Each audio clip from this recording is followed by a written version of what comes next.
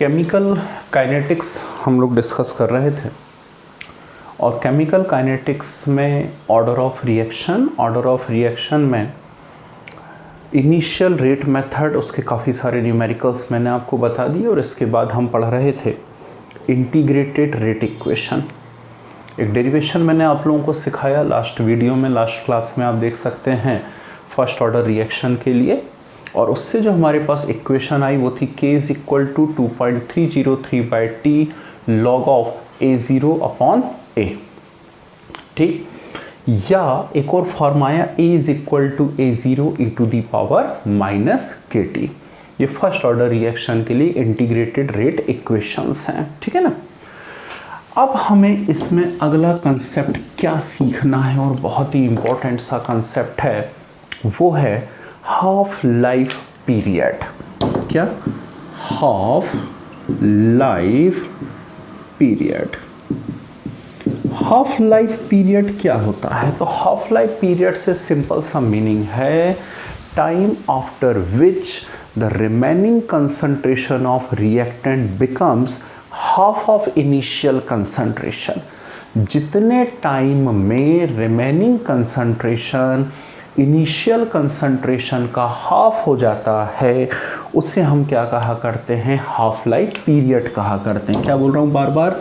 Remaining concentration initial concentration का कैसा हो जाता है? हाफ हो जाता है, उसे हम हाफ लाइफ पीरियड कहा करते हैं।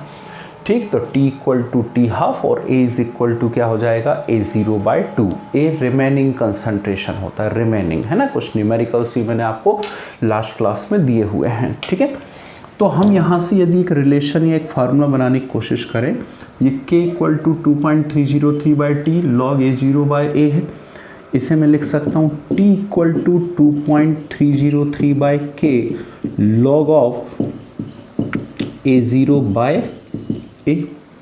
क्लियर?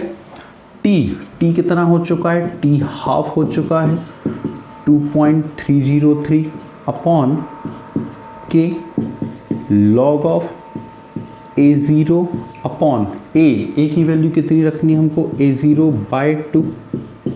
ठीक, A0 कैंसिल, ये हो जाएगा 2, और यदि आप इसे सॉल्व करते हैं तो आपके पास आएगा t half is equal to 2.303/k log 2। ठीक है, और log 2 की वैल्यू कितनी होती है? 0.3010, तो t half equal to 2.303/k 0.3010। Clear है बात? ठीक, मल्टीप्लाई कर लीजिए, सॉल्व कर लीजिए, तो आपका यहाँ पर आंसर आ जाएगा t half is equal to 0.693/k। ठीक, बहुत इंपॉर्टेंट रिलेशन है, याद करें अभी के अभी। फर्स्ट ऑर्डर रिएक्शन के लिए हाफ लाइफ पीरियड का फार्मूला आ रहा है t half is equal to 0.693/k। ठीक है, अब इसमें इंटरेस्टिंग बात क्या है? इसमें इंटरेस्टिंग बात यह है कि half life period of first order reaction not depends on initial concentration. ध्यान से देखिए, ये इनिशियल कंसंट्रेशन पे डिपेंड नहीं कर रहा है, it depends only and only on rate constant. Clear? तो एक अच्छा और इम्पॉर्टेंट रिलेशन है, आपको याद होना चाहिए। तो हाफ लाइफ पीरियड यदि हम बात करते हैं तो अब डायरेक्ट यहाँ पर रिलेशन में लिख देता हूँ। हाफ लाइफ पीरियड यदि फर्स्ट ऑर्डर की बात करेंगे तो t half is equal to 0.693/k। Clear? अगली बात यहाँ आया करती है average life period. Average life period क्या होता है? देखिए, सिंपल सी बात है कि बहुत सारी रिएक्शंस ऐसी होती हैं जिनका एक्चुअल लाइफ पीरियड हम पता नहीं कर सकते। ठीक, हम अपनी बाइक की ही बात कर लें, नई बाइक खरीदने गए हुए हैं यदि मान लीजिए शोरूम पे, तो हम जाते से पहले उससे यही पूछते हैं, भैया माइलेज कितना देती है? ठीक है ना, एवरेज कितना देगी, माइलेज कितना देगी? तो बोलेगा भैया 60 का माइलेज देने वाली, 60 का एवरेज देती है। अपना बोलचाल की लैंग्वेज में इसको ऐसा बोलते हैं। क्या मतलब हुआ इसका कि उसका ये कहने का मीनिंग है कि आप 1 लीटर फ्यूल 1 लीटर पेट्रोल यदि जलाएंगे इसके अंदर तो वो अप्रॉक्स 60 किलोमीटर चली जाएगी। एग्जैक्ट 60 जाती है क्या? कभी एक्सपेरिमेंट करके देखिएगा, फ्यूल टैंक एकदम खाली कर लीजिए, 1 लीटर पेट्रोल डाल दीजिए और जितना कंपनी ने बोला उतना चला के देखिए आप पहुंच पाते या नहीं पहुंच पाते। मुझे नहीं लगता एग्जैक्ट उतना पहुंच पाओगे। ठीक, क्यों? क्योंकि उसने आपसे एवरेज बोला है, एवरेज अप्रॉक्स बताया हुआ है कि लगभग वो इतनी चली जाएगी। तो ऐसी बहुत सी केमिकल रिएक्शंस होती हैं जिनकी एग्जैक्ट एज हम नहीं बता सकते, और यदि एग्जैक्ट एज नहीं बता सकते हैं तो आप उसके लिए किसका यूज़ किया करते हैं? एवरेज लाइफ का यूज़ किया करते हैं। आ रही है बात समझ में? तो ये टर्म होती है। एवरेज लाइफ को कैसे शो करेंगे? एवरेज लाइफ को हम टाउ से शो करते हैं, टाउ, या इसे टी एवरेज से रिप्रेजेंट किया जाता है। ठीक है ना, टाउ या टी एवरेज से इसे शो किया करते हैं हम लोग। और सॉरी, ये होता क्या है? ये होता है T average is equal to 1/k। ठीक, T average is equal to what? 1/k। और यहाँ यदि मैं ऊपर देखूँ तो मुझे नज़र आ रहा है k is equal to 0.693/t half. दिख रहा है k equal to 0.693/t half. यहाँ रख दूँ उठा करके, तो T average is equal to 0.693/t half, तो ये बन जाएगा टी हाफ अपॉन 0.693। और टी हाफ अपॉन 0.693 यदि ये बनता है तो मैं इसे लिख सकता हूँ T average is equal to 1.44 T half. यानी फर्स्ट ऑर्डर रिएक्शन के लिए एवरेज लाइफ पीरियड जो होता है वो हाफ लाइफ पीरियड का अप्रॉक्स 1.44 टाइम्स होता है। समझ रहे हैं बात को? ठीक, तो ये आपको याद रखना चाहिए। एक अच्छा रिलेशन, एक अच्छा फार्मूला है। एवरेज लाइफ यदि निकालनी है तो हाफ लाइफ का आप कितने टाइम्स कर दीजिए? 1.44 टाइम्स कर दीजिए। ठीक है ना।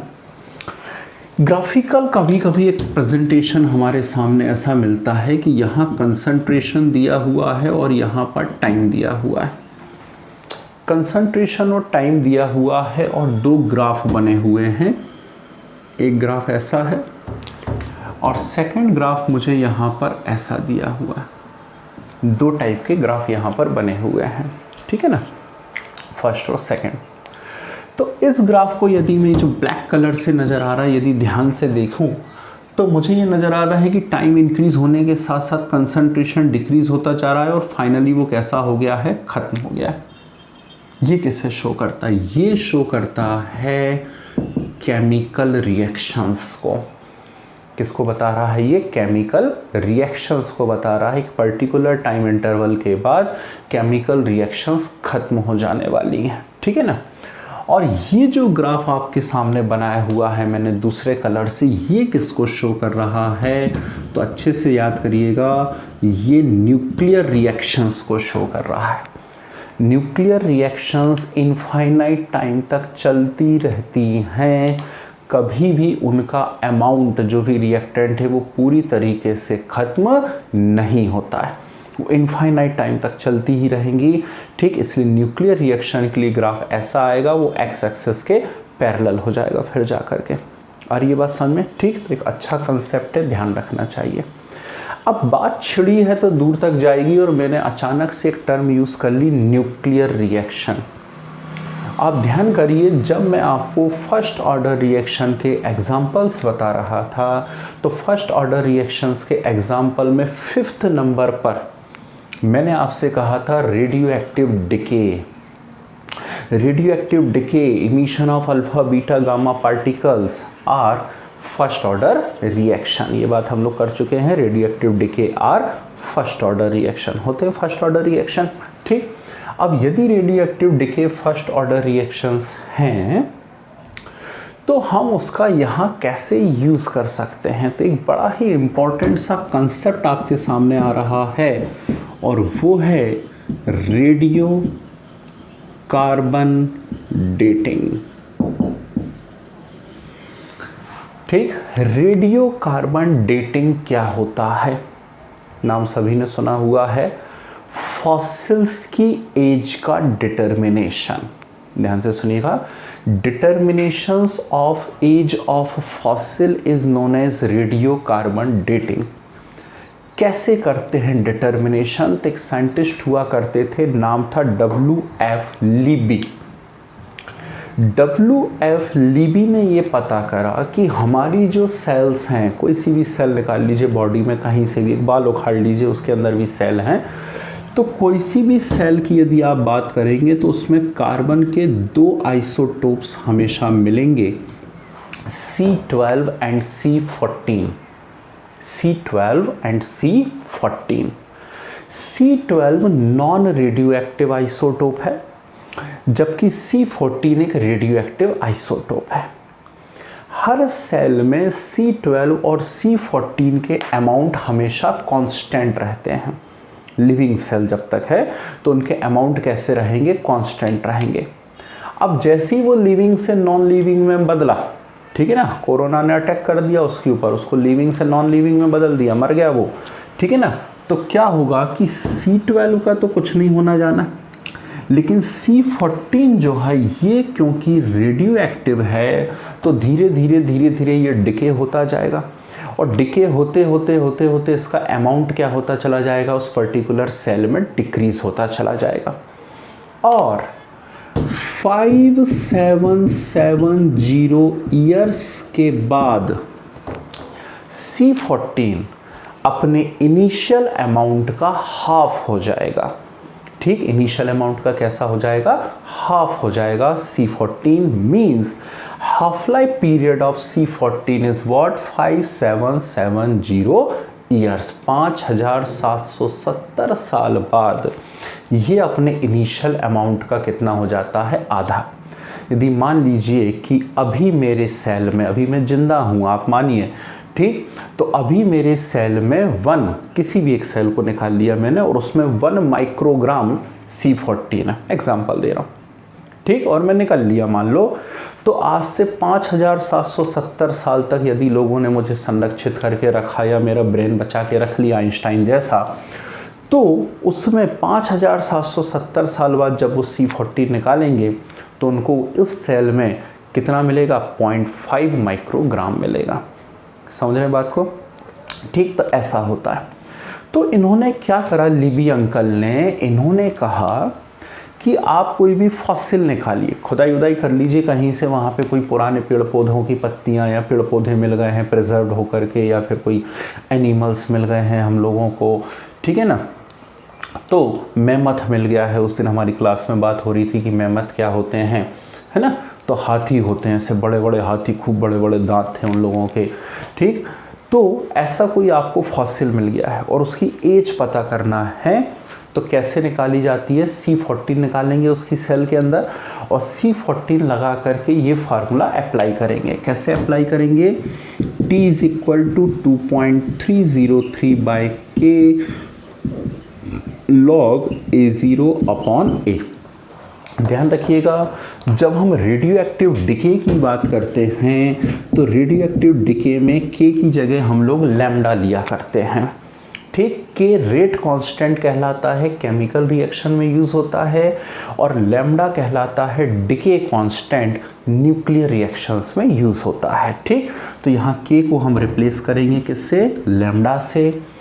A0 जो इनिशियल कंसंट्रेशन था, न्यूक्लियर रिएक्शन को अलग से बताना है तो हम इसे N0 से शो कर सकते हैं, और A रिमेनिंग कंसंट्रेशन है उसे हम लोग NT से शो कर सकते हैं, ठीक है ना। हालांकि इसको शो करने से कोई बहुत ज़्यादा आपके आंसर पे थोड़ी ना इफेक्ट पड़ने वाला है, लेकिन एक टर्मोलॉजी है, सिंबल है, तो उनके साथ चलने में बुराई नहीं है जीवन में। तो T equal to 2.303/λ log N0 upon NT। अब लैम्डा तो K है, और K का फार्मूला क्या होता है? ये बाजू में दिख रहा है 0.693 अपॉन T हाफ, ठीक। तो लैम्डा का फार्मूला भी होगा 0.693 अपॉन T हाफ, तो यहाँ लैम्डा की जगह रख दीजिए 0.693 अपॉन T हाफ, तो आ जाएगा 2.303 अपॉन 0.693 अपॉन T हाफ, तो T हाफ ऊपर पहुँच जाएगा, ठीक। नीचे कौन आ जाएगा? 0.693 log ऑफ N0/NT। ये रिलेशन होता है भाई। ठीक, इस रिलेशन की हेल्प से आप किसी भी रेडियो एक्टिव डिके के अंदर एज का डिटर्मिनेशन कर सकते हैं या फॉसिल की एज का डिटर्मिनेशन कर सकते हैं। हर बार जरूरी नहीं C14 की ही बात हो। ठीक, कोई और एग्जांपल, कोई और न्यूमेरिकल भी दिया हुआ है तो हम इस फार्मूले को अप्लाई करके उसे सॉल्व कर सकते हैं। ठीक, N0 इनिशियल अमाउंट है या जिंदा लिविंग में जो अमाउंट होता है वो है, और NT क्या है यहाँ पर, रिमेनिंग अमाउंट है, कितना बचा हुआ है। यदि C14 की ही बात करते हैं तो यहाँ पर T हाफ आप कितना रख दोगे, 5770, और 5770 यदि T हाफ रख देते हैं आप यहाँ पे, ठीक, तो 5770 रख करके आप उसे पूरा सॉल्व कर सकते हैं। और पूरा सॉल्व यदि करेंगे तो एक और ट्रिक आपके सामने निकल करके आ सकती है। C14 के लिए यहाँ 5770 रखूँगा तो 19 से 175 याद रखिए, 19175 log N0 अपॉन NT। ठीक, तो T की वैल्यू आ जाएगी 19175 log N0 upon NT। Clear है बात। ठीक, तो ये है फर्स्ट ऑर्डर रिएक्शन। ठीक है, और उसके लिए इंटीग्रेटेड रेट इक्वेशन और कुछ रिलेटेड इंफॉर्मेशंस। क्लियर। अब इसकी बहुत सारी ट्रिक्स मैं आगे आपको बताने वाला हूँ फर्स्ट ऑर्डर रिएक्शंस की, और उसके ऊपर काफ़ी सारे आपको न्यूमेरिकल्स बताने वाला हूँ। इतनी बातें समझ में आई सभी को। चलिए अब हम क्या डिस्कस करने जा रहे हैं उसे देखिएगा ध्यान से। मैं जो अगली बात आपको बताने जा रहा हूँ वो है ग्राफिकल मेथड। ठीक, उसके बाद फिर मैं आपको ढेर सारी न्यूमेरिकल वैरायटीज़ करवाने वाला हूँ, इंटीग्रेटेड रेट इक्वेशन की और अलग अलग चीज़ों की। ठीक है ना। तो ग्राफिकल मेथड के बारे में हम लोग बात करने जा रहे हैं। हेडिंग आप डाल सकते हैं बढ़िया तरीके से, ग्राफिकल मेथड। अब मैं अलग अलग टाइप के ग्राफ यहाँ पर बनाने जा रहा हूँ। सबसे पहले मैं बात करूँगा ज़ीरो ऑर्डर की।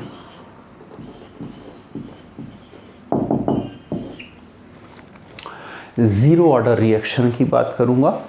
ज़ीरो ऑर्डर रिएक्शन के लिए कुछ ग्राफ्स मैं आपको बता रहा हूं, फिर फर्स्ट ऑर्डर, फिर सेकंड ऑर्डर, फिर थर्ड ऑर्डर रिएक्शन के लिए। ठीक है ना। और फिर उसके बाद वापस से मैं फर्स्ट ऑर्डर पे पहुंचूंगा, ढेर सारी ट्रिक्स और वेराइटीज़ आपको बताऊंगा, और फिर न्यूमेरिकल्स करेंगे हम लोग, है ना। तो सबसे पहले ज़ीरो ऑर्डर रिएक्शन की यदि हम बात करते हैं तो देखिए क्या क्या चीज़ें सामने आती हैं। पहली जो बात आती है, इसके लिए रेट और कंसंट्रेशन का ग्राफ यदि बनाना है, रेट और कंसंट्रेशन का ग्राफ बनाना है मुझे ज़ीरो ऑर्डर के लिए। ठीक है ना। तो क्या हो रहा है मेरे सामने, -dx/dt is equal to k concentration to the power n। ये होता है -dx/dt is equal to k concentration to the power n। मुझे यहाँ पर लिखना है। मैं किस ऑर्डर की बात कर रहा हूँ, कंसंट्रेशन को मैं यहाँ a से शो कर सकता हूँ, तो ये -dA/dt भी हो जाएगा, है ना, जैसा आपको करना। ठीक, चलो जैसा लेके चल रहे हैं वैसे ही ले लेते हैं। -dA/dt is equal to k a to the power n। और ज़ीरो ऑर्डर की यदि आप बात कर रहे हैं तो ज़ीरो ऑर्डर के लिए n इक्वल टू कितना रख दोगे आप, 0। n इक्वल टू 0 यदि रख दोगे तो ये क्या हो जाएगा, -dA/dt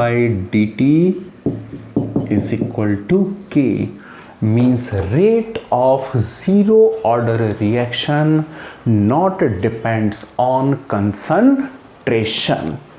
ठीक है, रिमेनिंग कंसंट्रेशन या रिमेनिंग अमाउंट पर रेट डिपेंड नहीं कर रही है, it depends only and only on k। यदि आप ग्राफ बनाते हैं यदि आप ग्राफ बनाते हैं, मान लीजिए किस किस के बीच में इनिशियल कंसंट्रेशन या कंसंट्रेशन और रेट के बीच में, किसके लिए, ज़ीरो ऑर्डर रिएक्शन के लिए। ठीक है ना। तो यहाँ पर आपने ले लिया हुआ है रेट, मीन्स -dx/dt, और यहाँ पर आप ले लीजिए कंसंट्रेशन। ठीक, तो बताइए ग्राफ कैसा बनने वाला है। कंसंट्रेशन कितना भी इंक्रीज करते चले जाइए, रेट पे कोई इफेक्ट पड़ेगा क्या, नहीं। ठीक, तो ये ऐसा बनेगा ग्राफ। क्लियर है बात? ठीक, एक इंपॉर्टेंट ग्राफ है, याद रखिएगा। तो जीरो ऑर्डर रिएक्शन के लिए, ठीक, rate not depends on concentration. Clear है बात? ठीक।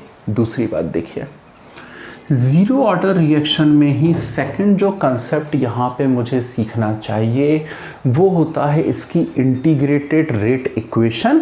और इंटीग्रेटेड रेट इक्वेशन में रिमेनिंग कंसंट्रेशन और टाइम के बीच में ग्राफ, रिमेनिंग कंसंट्रेशन और टाइम के बीच में कैसा ग्राफ बनना चाहिए, ठीक है।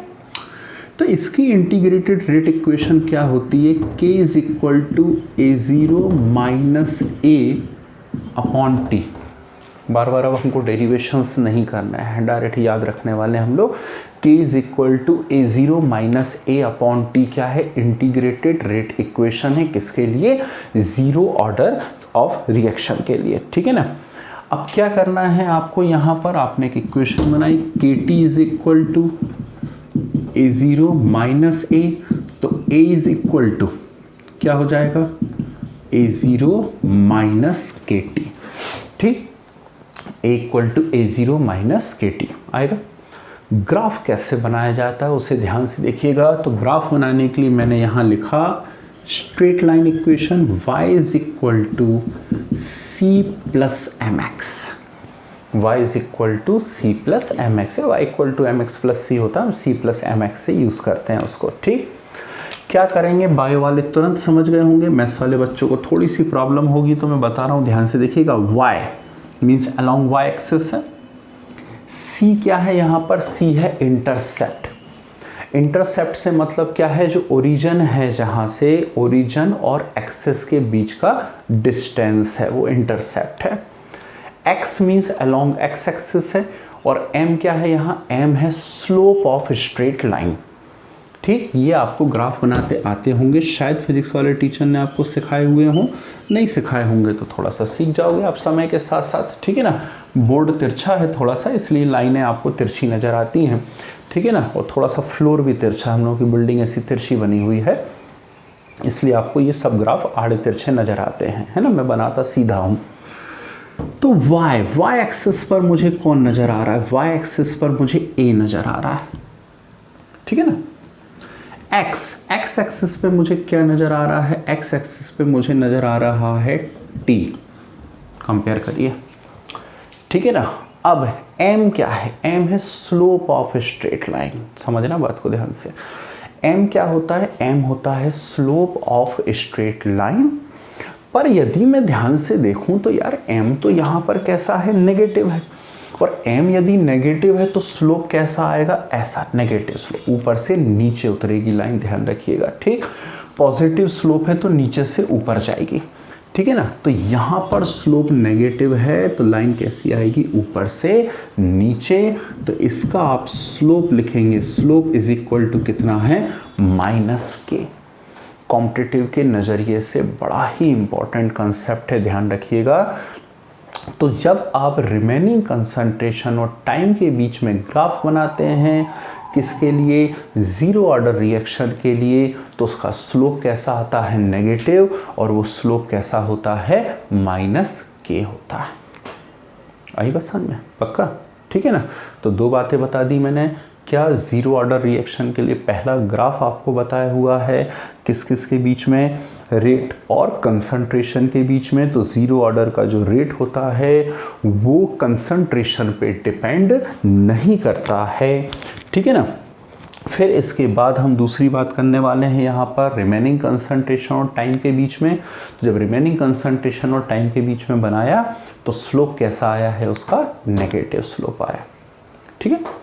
थर्ड यहाँ बता देते हैं half life period. Half life period और कंसंट्रेशन क्या रिलेशन होता है, ठीक। Remaining concentration is half of initial, ठीक। तो इस फार्मूले में मैं लगा रहा हूँ यहाँ पर k is equal to A0 minus A0 by 2 upon T, ठीक है ना। तो A0 minus A0 by T जब करूँगा मैं तो k इज इक्वल टू क्या बन जाएगा यहाँ पर? A0 अपॉन 2t, ठीक है ना, A0/2T बन जाएगा यहाँ पर। क्लियर है बात, ठीक। और यदि मैं A0 का फार्मूला निकालता हूँ तो A0 is equal to K into 2T। ये T क्या है यहाँ पर, हाफ लाइफ है, तो T हाफ कर देता हूँ मैं इसको, T हाफ कर दिया है सभी को मैंने, ठीक। तो A0 is equal to K into 2T half मुझे यहाँ पर एक फार्मूला नज़र आ रहा है, ठीक है ना। या अकेले T हाफ के लिए मैं निकालता, मान लीजिए, तो T हाफ के लिए यदि इस फार्मूले को मैं निकालता तो T half is equal to क्या बन जाता, A0/2K, ठीक। तो जीरो ऑर्डर रिएक्शन के लिए हाफ लाइफ पीरियड का फार्मूला क्या होता है, T half equal to A0/2K। Clear है ना। अब क्या होने वाला जरा ध्यान से सुनिएगा। इसमें चलो स्ट्रेट लाइन इक्वेशन लगा के देखते हैं। इसमें यदि स्ट्रेट लाइन इक्वेशन लगाई y is equal to C plus mx, तो y, ठीक है, सीधा ग्राफ बनाया फिर से मैंने। y एक्सिस पर कौन आ रहा है, T हाफ आ रहा है, y एक्सिस पर T हाफ है, ठीक। x एक्सिस पे कौन है, ध्यान से देखिएगा, x एक्सिस पर है A0। x एक्सिस पर कौन आएगा, यहाँ पर A0 आएगा, मतलब इनिशियल कंसंट्रेशन हमने लिया हुआ है, ठीक। तो x एक्सिस पर A0 आ गया। अब m क्या है, m है यहाँ पर स्लोप, है ना, x का जो मल्टीपल है वो क्या है, स्लोप है। और c की जगह कुछ है क्या, यहाँ पर नहीं है। c की जगह यदि कुछ नहीं है तो सबको मालूम है, यदि इंटरसेप्ट नहीं है मतलब लाइन कहाँ से स्टार्ट होगी, ओरिजिन से, ठीक। तो लाइन ओरिजिन से स्टार्ट होगी ऐसे, और इसका जो स्लोप है वो क्या होगा, 1/2K, ठीक। तो इसका स्लोप आप कितने लिखने वाले हैं, 1/2K। तो ये है भाई जीरो ऑर्डर रिएक्शन और उसके लिए ग्राफिकल रिप्रेजेंटेशन, ठीक। तो तीनों ग्राफ आपको अच्छे से आने चाहिए, याद करने वाली कोई बात है नहीं, मैंने बना के बता दिया है आपको कैसे बनने हैं, उसके कंसेप्ट सिखा दिए आगे सभी को। चलिए फर्स्ट ऑर्डर रिएक्शन के लिए बात करते हैं हम लोग, ठीक है ना। इसी में कर लें क्या, अच्छे से कर लेते हैं, उसमें क्या हुआ। चलो फर्स्ट ऑर्डर रिएक्शन के लिए भी अब मैं 3 ग्राफ यहाँ पर बनाने जा रहा हूँ। कौन कौन से 3 ग्राफ बनाऊँगा, फर्स्ट रेट और कंसंट्रेशन के बीच में, सेकंड जो ग्राफ मैं बनाऊंगा यहाँ पर वो कंसंट्रेशन और जो रेट कांस्टेंट है उसके साथ कैसा स्लोप आने वाला, और थर्ड हाफ लाइफ पीरियड के लिए, है ना। तो फर्स्ट ऑर्डर की हम लोग बात कर रहे हैं, ठीक। फर्स्ट ऑर्डर की बात कर रहे हैं हम लोग। जब आप फर्स्ट ऑर्डर रिएक्शन की बात करते हैं तो मैं जानता हूँ, बचपन से पढ़ रहा हूँ कि -dx/dt is equal to K concentration to the power n। x को a लिख लीजिए तो -dA/dt is equal to K a to the power, first order है तो n इज इक्वल टू कितना हो जाएगा, 1 हो जाएगा यहाँ पर, ठीक है ना। अब क्या करा जाए, यहाँ बिल्कुल सिंपल सी बात है, y is equal to C plus mx मैंने लगाया। यदि y equal to C plus mx में लगाता हूँ और ग्राफ बनाने की कोशिश करता हूँ, ठीक है ना, तो इस एक्सिस पर, y एक्सिस पर क्या है, -dA/dt मतलब रेट है, ठीक। तो रेट यहाँ पर ले लेता हूँ मैं, रेट लिख लीजिए या -dA/dt आप लिख लीजिए। x पर क्या है आपका कंसंट्रेशन, ये कंसंट्रेशन मैंने यहाँ पर ले लिया x एक्सिस पर, ठीक है ना। अब m क्या है, m x का मल्टीपल है और x का मल्टीपल क्या है यहाँ पर k, a का मल्टीपल k है। c की जगह कुछ है क्या, नहीं, इंटरसेप्ट तो है ही नहीं, इंटरसेप्ट नहीं है तो अभी मैंने बात बताई कि रेट कहाँ से चालू होगा, ग्राफ ओरिजिन से स्टार्ट होगी लाइन, स्ट्रेट लाइन, तो ओरिजिन से स्टार्ट होगी और ये जो इसका स्लोप बना है, स्लोप इज इक्वल टू कितना आ जाएगा, k। आई कुछ बात समझ में, ठीक। तो ये है फर्स्ट ऑर्डर रिएक्शन के लिए कंसंट्रेशन और रेट के बीच में ग्राफ। सिंपल सा मीनिंग, कंसंट्रेशन आप इंक्रीज करते चले जाएंगे तो रेट ऑफ रिएक्शन भी क्या होते चला जाएगा, इंक्रीज होता चला जाएगा, ठीक। जीरो ऑर्डर में कंसंट्रेशन पे डिपेंड नहीं कर रहा था रेट, ठीक है। चलिए अब दूसरा ग्राफ में यहाँ बनाने की कोशिश करता हूँ। मुझे बताया गया है k is equal to 2.303/t log of A0 by A, यही होता है, ध्यान से देखिएगा। ठीक, KT upon 2.303 equal to log A0 minus log A। Clear? तो log A is equal to क्या हो जाएगा, log A is equal to क्या हो जाएगा, log A0 minus KT upon 2.303। बोलो हाँ, यही होने वाला है। ठीक, अब आपने लगा दी straight line equation, y is equal to C plus M X लगाया मैंने यहाँ पर। यदि y is equal to C plus M X लगाता हूँ, ठीक, तो मैं क्या देखता हूँ यहाँ, y एक्सिस पर कौन आने वाला है, log A। x एक्सिस पे कौन आएगा यहाँ पर, टाइम। ठीक आएगा। अब m मतलब स्लोप है स्ट्रेट लाइन का, स्लोप कैसा आ रहा है, फिर से बोलो, नेगेटिव स्लोप है, नेगेटिव आ रहा है, यानी लाइन ऊपर से नीचे जाने वाली है, तो ऐसे जाएगी और इसका स्लोप कितना होगा बाबूजी, -k अपॉन 2.303। क्लियर? इसका स्लोप कितना होगा, -k अपॉन 2.303। ठीक, एक बहुत ही इंपॉर्टेंट सी बात है, आपको मालूम होना चाहिए।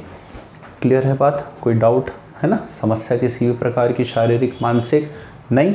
चलिए तीसरी चीज़ पर आते हैं, वो होता है half life period first order के लिए। ये ग्राफ बहुत इंपॉर्टेंट है भाई, याद रखिएगा, ठीक है ना। तीसरी बात यहाँ पर आती है कि हाफ लाइफ पीरियड का क्या है। तो हाफ लाइफ पीरियड की यार यदि मैं बात करता हूँ तो फर्स्ट ऑर्डर के लिए तो हाफ लाइफ पीरियड का फॉर्मूला क्या है, 0.693 अपॉन के। 0.693 अपॉन के है, मतलब इसमें कहीं से कहीं तक कंसंट्रेशन वाली तो कोई बात ही नज़र नहीं आ रही है। Means half life period not depends on concentration, किसके लिए, फर्स्ट ऑर्डर के लिए। ठीक वैसे ही जैसे जीरो ऑर्डर के लिए रेट जो है वो कंसंट्रेशन पे डिपेंड नहीं कर रही थी, यहाँ फर्स्ट ऑर्डर के लिए हाफ लाइफ कंसंट्रेशन पे डिपेंड नहीं कर रहा है। तो यदि आप ग्राफ बनाते हैं टी हाफ और इनिशियल कंसंट्रेशन के बीच में, तो टी हाफ और इनिशियल कंसंट्रेशन के लिए बीच में यदि आप ग्राफ बनाते हैं तो आपको ऐसा ग्राफ मिलेगा, पैरेलल टू एक्स एक्सिस। मतलब कितना भी हो initial concentration, half life period change नहीं होगा। Is it clear? तो ये तीन ग्राफ मैंने आपको बता दिए, किसके लिए, फर्स्ट ऑर्डर रिएक्शन के लिए। बहुत इंपॉर्टेंट है, नोट कर लीजिए जल्दी से 1 मिनट के अंदर। तो हम लोग वहाँ पर बात करते हैं फिर नेक्स्ट ऑर्डर के लिए, that is second order.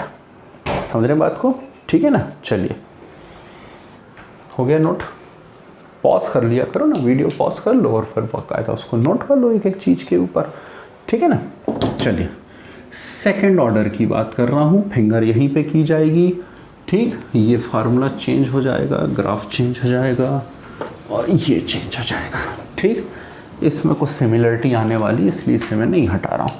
Second order की बात कर रहा हूँ, तो सेकंड ऑर्डर की यदि मैं बात करूँगा तो यहाँ n इज इक्वल टू कितना आ जाने वाला है, 2, ठीक। और कोई चेंज आएगा क्या सेकंड ऑर्डर के अंदर? नहीं आएगा। Minus D X Y D T is equal to K, concentration का स्क्वायर हो जाएगा क्योंकि सेकंड ऑर्डर की बात कर रहे हैं, तो यहाँ पे भी क्या हो जाएगा, ए स्क्वायर, ठीक। बुक में ये ऐसा लिखा हुआ भी मिल सकता है, कंसंट्रेशन का स्क्वायर, है ना। और यदि आप ग्राफ बनाएंगे तो ये ग्राफ भी ऐसा आएगा और इसका स्लोप भी वापस से क्या होगा, के ही होगा, ठीक।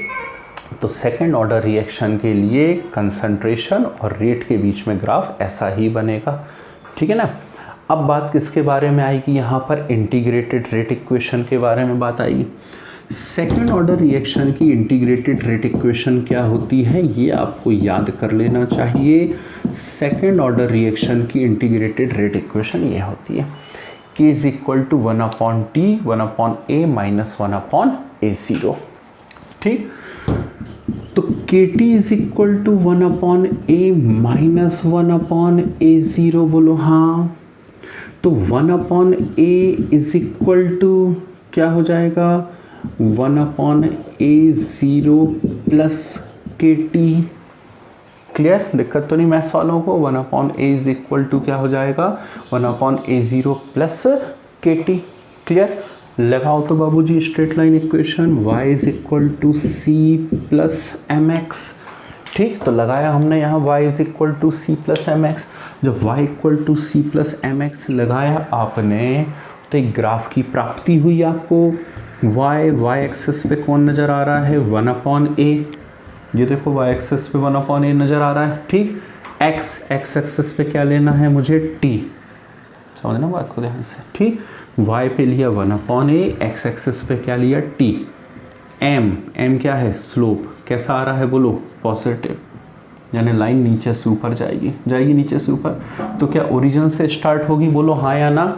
नहीं, क्यों नहीं होगी यार, अभी तक तो ओरिजिन से भी स्टार्ट हुई थी। इसलिए नहीं होगी क्योंकि यहाँ इंटरसेप्ट है। ठीक है, c है, c की वैल्यू कुछ है, यानी लाइन ओरिजिन से स्टार्ट नहीं होगी, वो यहाँ कहीं से स्टार्ट होगी, इसमें ऊपर से ऐसा। ठीक, तो ये जो आया है, ये इंटरसेप्ट जो है ये है 1/a0। ये इंटरसेप्ट क्या है, 1/a0, और इसका जो स्लोप है वो कितना है, k। ठीक, स्लोप कितना है, k। इंटरसेप्ट है 1/a0। ठीक है ना, x एक्सिस पे आपने टाइम लिया हुआ और y एक्सिस पे क्या लिया हुआ, 1/a। है ना इंटरेस्टिंग। किसके लिए हो गया ये, सेकेंड ऑर्डर रिएक्शन के लिए टाइम और कंसंट्रेशन के बीच में ग्राफ। ठीक है, थर्ड ग्राफ क्या बनता है यहाँ पर, थर्ड ग्राफ यहाँ पर बना करता है और वो होता है half life period and concentration के बीच में। तो हाफ लाइफ पीरियड और कंसंट्रेशन के बीच में यदि आप ग्राफ बनाते हैं तो ये आता है T half is equal to 1/k and a0। T half is equal to 1/k a0। ठीक, किसके लिए होता है ये केवल, लेकिन ध्यान रखिएगा ये सेकंड ऑर्डर रिएक्शन के लिए होता है। ठीक है ना, अब लगाऊं क्या स्ट्रेट लाइन की, कर लोगे आप लोग, लगा ही देते हैं भैया।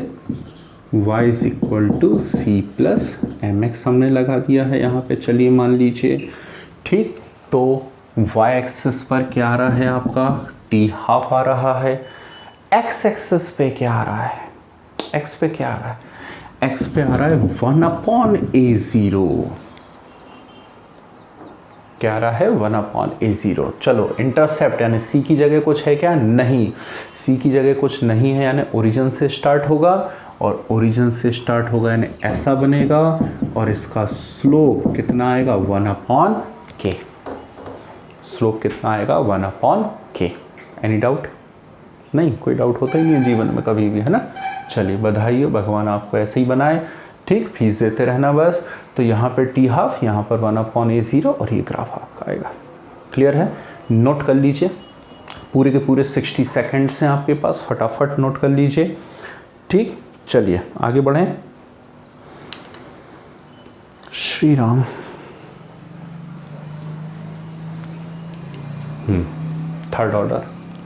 थर्ड ऑर्डर के लिए इसी में फिंगर कर लेते हैं आप, क्योंकि अब आने लगी है समझ में सभी को। थर्ड ऑर्डर यहाँ है, तो आपको सिर्फ यहाँ n इक्वल टू कितना कर देना है, 3। n इक्वल टू 3 कर देना है, तो ये भी यहाँ 3 हो जाएगा, यानी 3। ग्राफ तो सेम बनेगा बिल्कुल, ठीक है ना। रेट और कंसंट्रेशन के बीच में ग्राफ ऐसा बनेगा। एनी डाउट, नो डाउट, काय का डाउट उसके अंदर। ठीक, के का फॉर्मूला क्या होता है, थर्ड ऑर्डर रिएक्शन के लिए इंटीग्रेटेड रेट इक्वेशन क्या होती है। तो थर्ड ऑर्डर रिएक्शन के लिए इंटीग्रेटेड रेट इक्वेशन ये होती है भाई साहब, आपको याद करनी पड़ेगी। के is equal to 1/2t 1/a² minus 1/a0²। ये होती है थर्ड ऑर्डर रिएक्शन के लिए, ठीक है ना। तो यहाँ पे क्या आ जाएगा, 2kt, ये स्क्वायर कर दीजिए, ठीक। और कहीं कोई चेंज आ रहा है क्या, नहीं, ठीक। कंपेयर कर लीजिए, तो यहाँ 1/a² आएगा, t यहाँ t ही आएगा, है ना। अब फिर इंटरसेप्ट है, यानी लाइन थोड़ी ऊपर से चालू होने वाली स्ट्रेट लाइन, ये जो इंटरसेप्ट आया ये है 1/a0², और स्लोप अब कितना हो जाएगा आपका 2k। कुछ घुस रहा है दिमाग में कि ऐसे ही चल रहा है? आ रही है बातें समझ में आ रही हैं? चल क्या रहा है? केमिस्ट्री बोलते हैं इसको, रसायन शास्त्र है ये, ठीक है ना। और किसी शास्त्र से कम नहीं है, ठीक है ना। इसको समझना और समझाना दोनों ही बड़ी कलाकारी वाली बातें होती हैं। तीसरी बात कर लेते, चलो बहुत बातें करते हो फालतू की। थर्ड ऑर्डर रिएक्शन के लिए हाफ लाइफ पीरियड का फार्मूला क्या होगा? चलिए बता सकते हैं क्या मुझे? तो इसके लिए हाफ लाइफ पीरियड का फार्मूला होगा 3/2 KA0 स्क्वायर। ठीक, थर्ड ऑर्डर रिएक्शन के लिए हाफ लाइफ पीरियड का फार्मूला होगा T half is equal to 3/2 KA0 square. ठीक, फार्मूला बनाया y is equal to C plus mx से, तो y एक्सिस पे तो T हाफ ही आ रहा है, यहाँ आएगा 1/A0 स्क्वायर, 1/A0 स्क्वायर। ठीक, C है क्या? नहीं, तो लाइन कहाँ से चालू होगी? ओरिजिन से, ओरिजिन से स्टार्ट हुई है। अब स्लोप कितना है देख के बताओ? 3/2 के, तो स्लोप कितना है? 3/2 के है स्लोप। कुछ घुसा दिमाग में? ठीक, तो ये सिखाया मैंने आपको बेटा ग्राफिकल मेथड, और कुछ बहुत ही इंपॉर्टेंट ग्राफ मैंने आपको बताए कॉम्पिटिटिव के नज़रिए से। पीएचडी नहीं करना है हमको, फालतू की वैरायटी के चक्कर में नहीं पड़ रहा है। ठीक, आईआईटी या नीट से आपको मतलब है, आपका आईआईटी या नीट कवर होगा। ग्राफ की कुछ और वैरायटी मैं आपको सिखा रहा हूँ नेक्स्ट वीडियो के अंदर। फिलहाल आज इसको प्रिपेयर करिए और अगले वीडियो का इंतज़ार करिए। जय हिंद, जय भारत।